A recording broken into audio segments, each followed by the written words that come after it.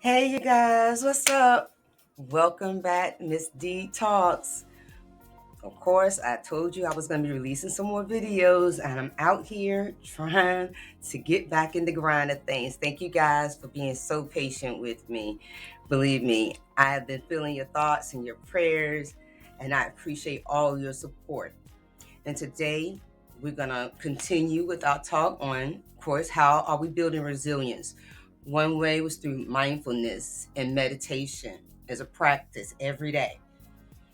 We reinforce that with positive thinking, flushing away the negative, and just illuminating on the good things and the great things about ourselves and start giving ourselves such a hard time about when we mess up, okay?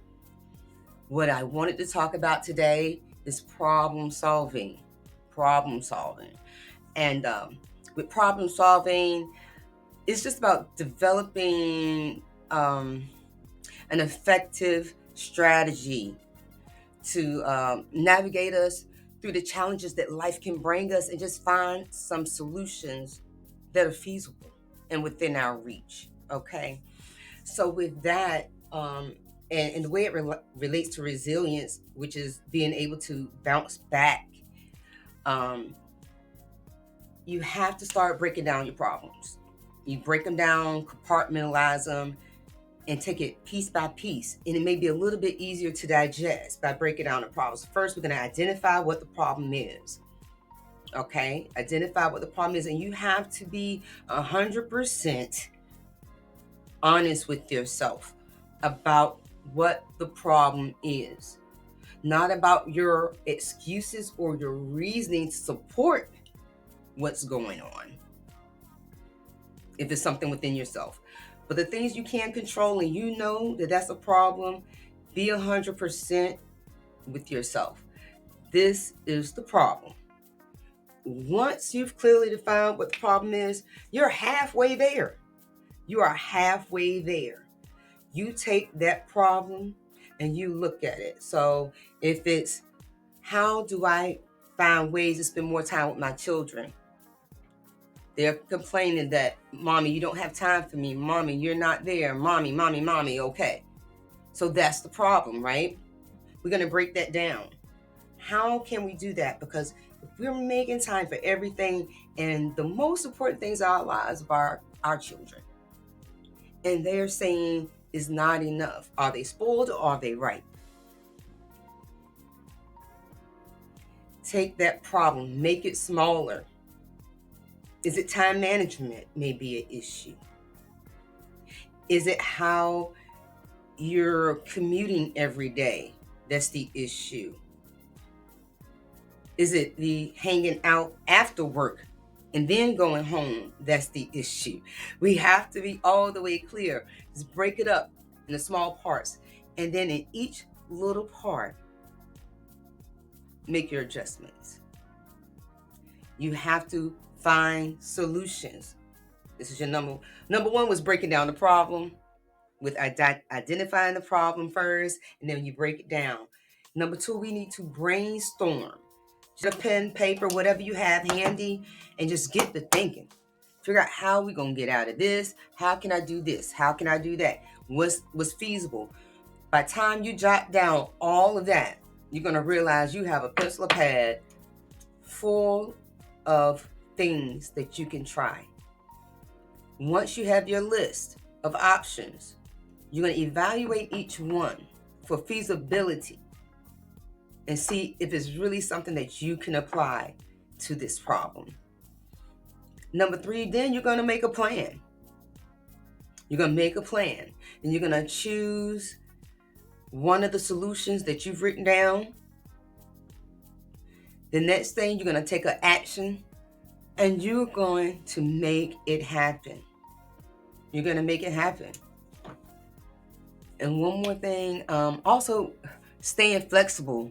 You can't be so rigid, because those things, when life hits you hard and you have so much rigidity and you just fall over, you got to be able to bend and wave and go a little bit. They say go with the flow, not necessarily just go with the flow because you don't want to be tossed around in a whirlwind like a leaf, but you do want to be flexible in your planning stage and in your acting stage. That, okay, this is the plan that I made. Maybe have a backup plan. You already have a whole pad full of solutions, and you chose one.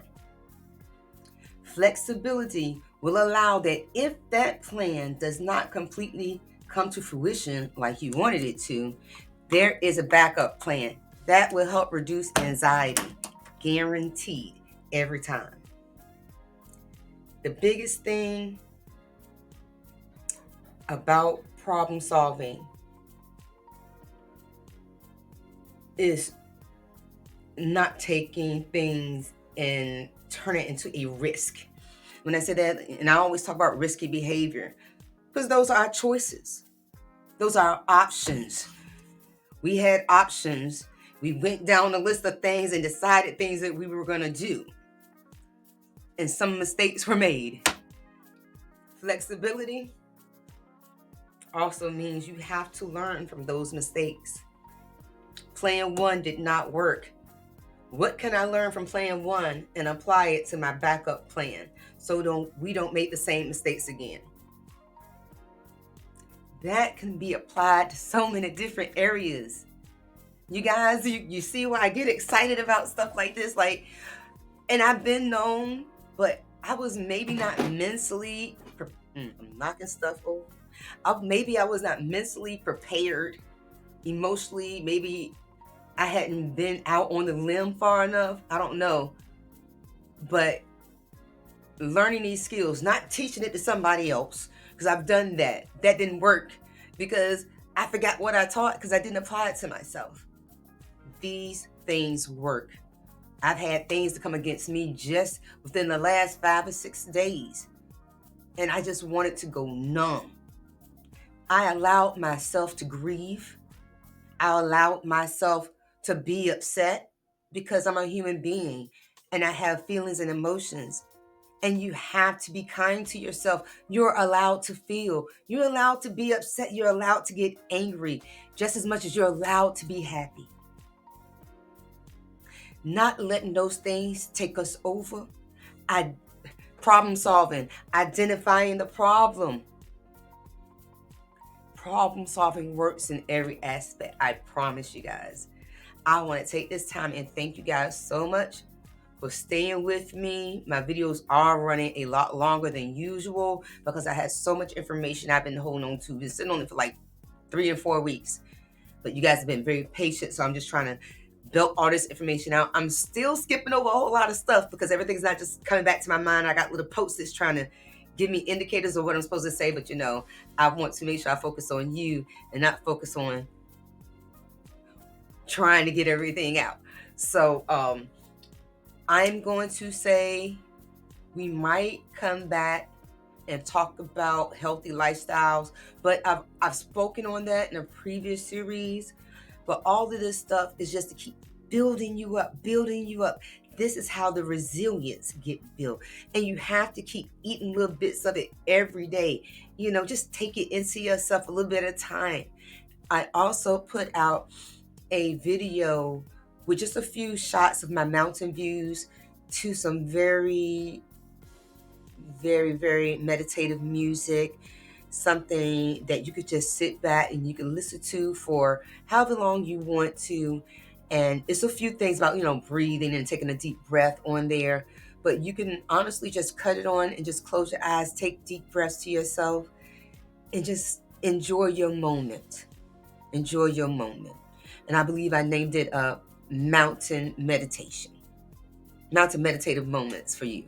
So check that out as well. Check me out on TikTok. Please, if any of this is helping, and I promise you guys, I am back here on a regular trying to grind it out. Share, like, subscribe.